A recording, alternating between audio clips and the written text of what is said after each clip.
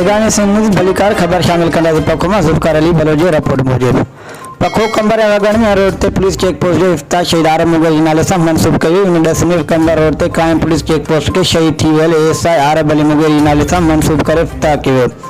इफ्ताई तकरीब में एसएसपी कंबर बशीर अहमद बुरोई, उबैदुल्लाह मुगेरी, लाल बख्श, हाजी अब्दुल नबी, वडेर Ali Nawaz Mugeri, Kamran Ali ASI, माशूक Ali Mugeri, उस्ताद हिदायतुल्लाह, डॉक्टर नजीर हुसैन मुगेरी समेत समाजी अगवानन साफी गुल इनकलाबी, अब्दुल वहीद मेयर, नादर अली, अफ्ताब गुल शिरकत कई। जॾहिं त एसएसपी बशीर अहमद बुरोई के बलोचिस्तान में कई आयल वडेर उबैदुल्लाह मुगेरी बलोचिस्तान की सखावत पग जो तोहफ़ो पेश किया।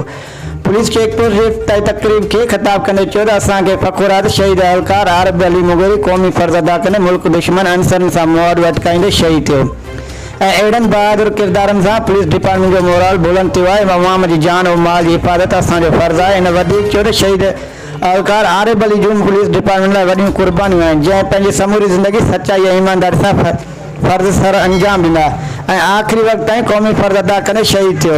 इफ्ताई तकरीब के खिताब कंदे एएसआई मीर सिकंदर अली मुगेरी चयो त हिन पुलिस चेक पोस्ट के कायम कराइण में इलाइक़े वासियुनि खे तमामु घणो फ़ाइदो हासिल थींदो ऐं ॾोही वारदातूं न थींदियूं।